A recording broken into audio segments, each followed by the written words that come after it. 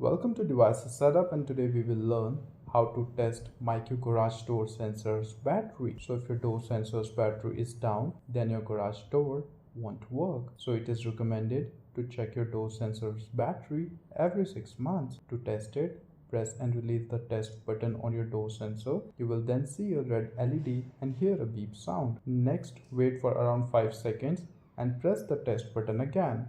You will then have to repeat this for 5 times and wait for at least 5 seconds between each test.